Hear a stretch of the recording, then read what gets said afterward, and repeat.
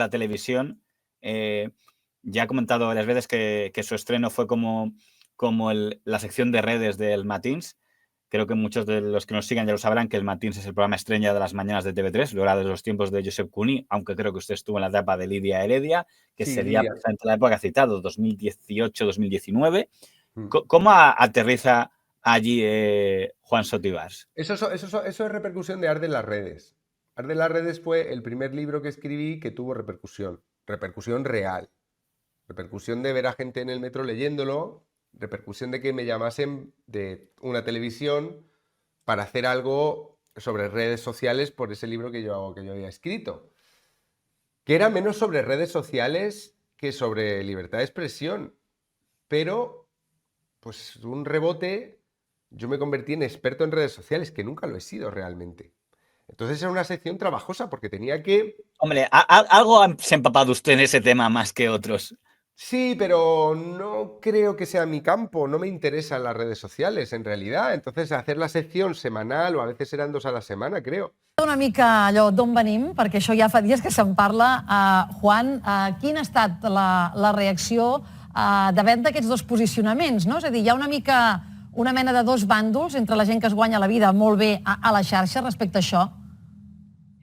Bueno, como estabais explicando en esta pieza, que está muy bien, porque ha resumido exactamente toda la cuestión, hay pocos, cada vez menos, de los que tienen muchísimos seguidores que no se vean tentados por irse a Andorra. Andorra está haciendo las cosas muy bien para atraer a los youtubers. Monta festivales de videojuegos, ha montado también una especie de super quedada de youtubers. O sea, está como alimentando esa moda que tampoco le hace falta a Andorra institucionalmente gastar mucho dinero en promocionarse, porque es que los youtubers son la mejor promoción. Pues a ver, era una cosa que me daba bastante pereza y así... Antes había estado en Ana Rosa, me parece, o durante. Estuve poquito en Ana Rosa como también estuvo con don Javier Ruiz en las mañanas de 4. Sí, con Javier Ruiz me fue muy bien, porque lo que hacía era un dúplex. Desde mi casa venía un cámara y hacíamos un dúplex que eran como 3 minutos o 4 de opinión.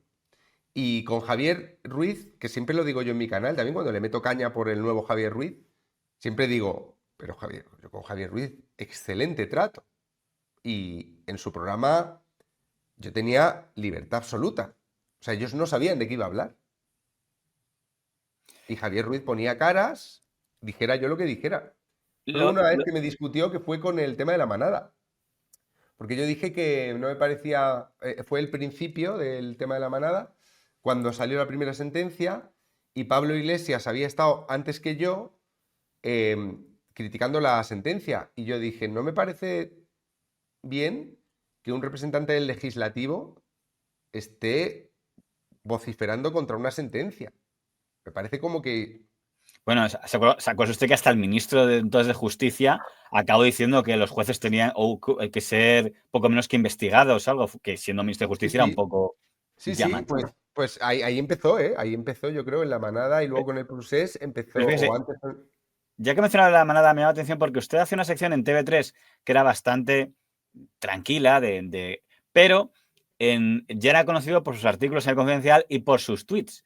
Y de hecho, el digital de El Nacional, que es el digital del señor Antich, que fue director de La Vanguardia durante mucho tiempo, yo ahora dije el digital, que se considera más cercano a Junts y al señor Puigdemont, pues le dedicó muchos artículos. Entonces, uno fue por la manada, que lo que más me ha hecho gracia es cómo se refieren a usted. Dice, el tertuliano murciano de Matins. Ellos ponían siempre el tertuliano murciano que no habla en catalán. Aquí se olvidaron de lo de que no habla en catalán, porque yo en mi sección con Lidia Heredia, se lo dije a Lidia. Lidia o sea, fue mi gran amor, digamos, de la profesión. O sea, no en el sentido carnal, pero que Lidia en TV3 mantenía una posición muy, muy pulcra. O sea, no... TV3 era una tele muy militante. Y en medio de esa tele muy militante, Lidia intentaba, con lo que ella podía hacer otra cosa. Es verdad que yo entonces, con el procés, no tenía la misma opinión que tengo hoy, que está mucho más cercana a la de Arcadi Espada. Es mucho más radical mi opinión de hoy que la que tenía entonces metido en medio. Pero yo entonces, con el Prusés, es verdad que no hablaba de ese tema en el programa, pero siempre que salía uno de estos artículos del Nacional.cat, que era casi, le diría que uno al mes o cada 2 semanas, yo decía algo fuera del programa y desde el Nacional intentaban que TV3 me echara. Esto era así. Ahí, tertuliano de TV3 trata a Cataluña de prostíbulo y Puigdemont el amo del burdel, fíjese. Sí. Eso no es porque han leído su artículo, sino porque el tuit que usted puso para mencionar su artículo decía: estamos hablando de un hombre, de Puigdemont, que llevó al orgasmo a una sociedad y después que le propinó el mayor gatillazo de la historia. Se refiere a la proclamación de la Claro. DUI luego, que Sí, duró sí. 24 horas, así que mi sospecha, que digo 24 horas, yo creo que no llegó. Así que mi sospecha es que Puigdemont estira los preliminares para recordarle a Esquerra Republicana quién manda en el burdel. Lo que pasa es que me llama la atención porque el término prostíbulo no lo encuentro en el tuit que están comentando. Nada, pero sí es que esto es una basura de. O sea, esto es como el plural. El Nacional.cat es como el plural, es un medio de militancia. Entonces, cada vez que yo decía algo, o si se podía interpretar de la peor manera posible, allí lo hacían, ¿no? Pero quiero ¿Alguna vez les resaltar. escribió, les dijo, oye, dejadme un No, poco no, en no. paz? Yo he visto que a usted y a Víctor Amela eran los dos que tenían claramente la más dedicatorias en su sección de televisión. Claro, porque Víctor Amela y yo en aquel entonces compartíamos algo que era que en medio de todo ese pim pam pum de banderas y de identitarismo, lo que nuestras, o sea, digamos, nuestras críticas eran de corte bastante liberal. Liberal en el sentido liberal pues de los, no sé, de los, o sea, no era un contraataque españolista el nuestro hacia el énfasis catalanista. Era hay que cumplir las reglas, esta gente está haciendo trampas, esto este, era de ese corte. Y eso, claro, les jodía mucho más, porque el nacionalista lo que necesita enfrente es a un patriota.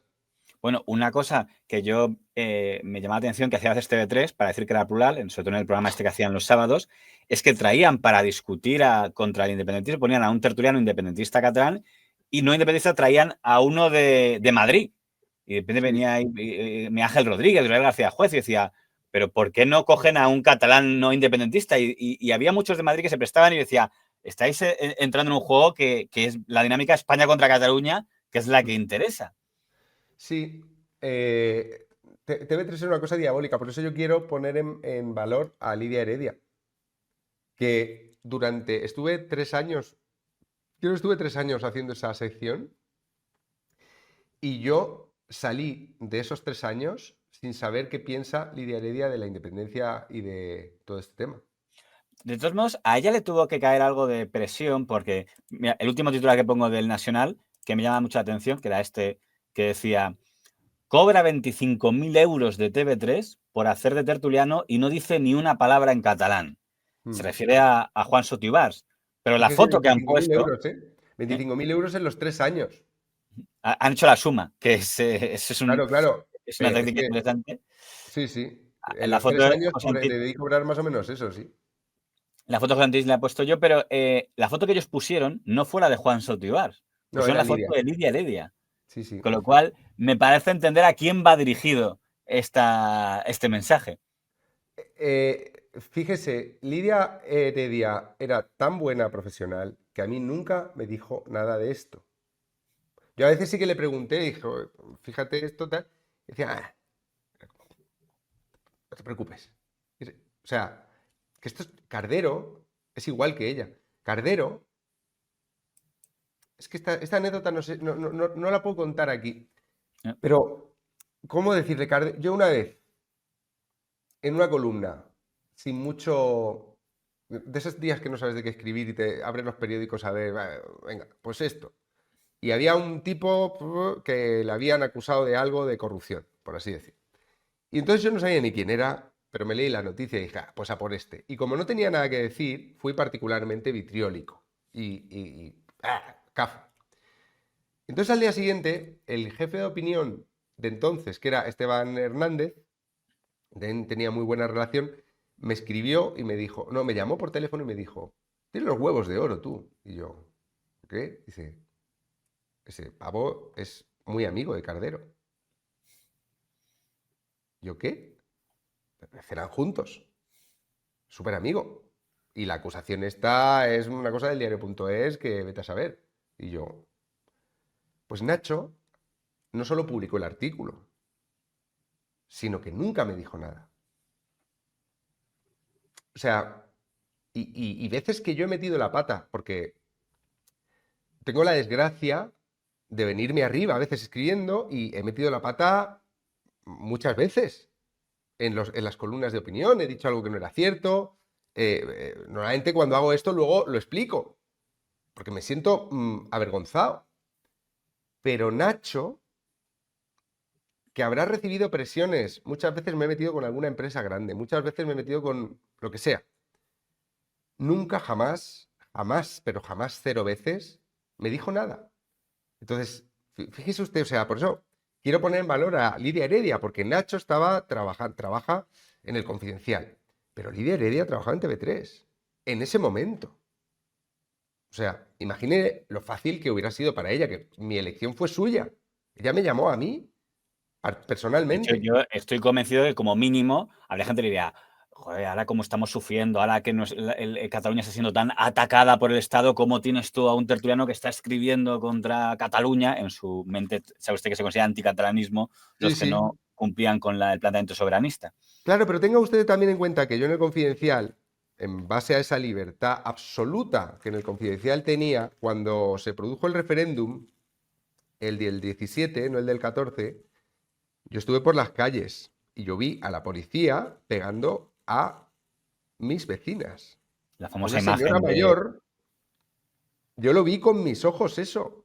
O sea, la actuación de la policía en el referéndum fue un pataleo de ahorcado patético. O sea, las órdenes que recibieron, es verdad que venían calientes por lo del piolín, no Ahí, podían quedarse en ningún digamos que la lado. señora Soraya de Santa María, que es a quien se atribuye, y en última instancia el presidente Rajoy, que es el último responsable de todo aquello, digamos que no puede estar muy orgulloso de esa etapa porque ni consiguió una cosa ni la otra, ni impidió el Exactamente. referéndum, ni impidió las imágenes de represión. Exactamente, y yo en El Confidencial, en ese momento, que estaba trabajando en TV3, colaborando, pero mi fuente de ingresos ya era el Confidencial, pues yo publiqué lo que había visto, y ese artículo levantó muchas ampollas. Porque dije, la policía está pegando a mis vecinos, se llamaba así el artículo.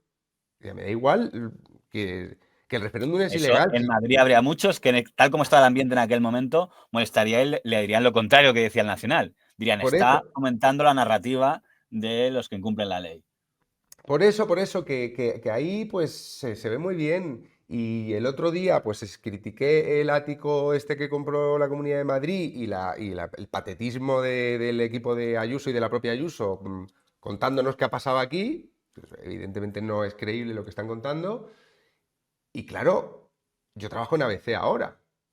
Aunque eso lo publiqué en un vídeo, por la reacción que hubo a ese vídeo de un sector, el sector del podemismo de Ayuso, que también tiene sus podemitas locos que son fans y ya está, pues yo estoy convencido de que a Quirós alguna llamadita o algún correo recibiría.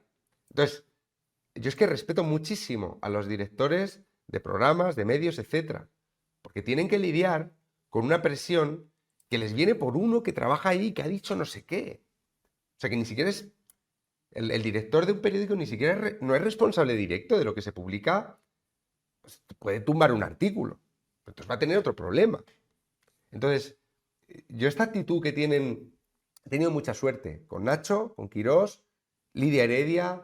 He tenido más jefes que me han hecho ver. También he tenido algunos que no, pero de esos no voy a hablar. Pero he visto lo que es aguantar la presión por ti.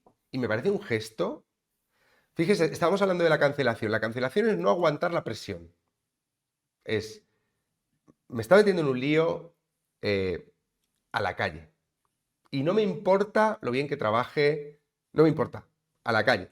Bueno, pues estos directores y estas directoras aguantan la presión y no solo la aguantan, sino que no te la hacen llegar, te la filtran. Eso es un... Hay que valer para eso, ¿eh?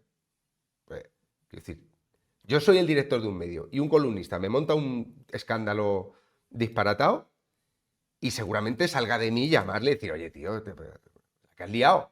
Pues no lo hacen, tío. No lo hacen.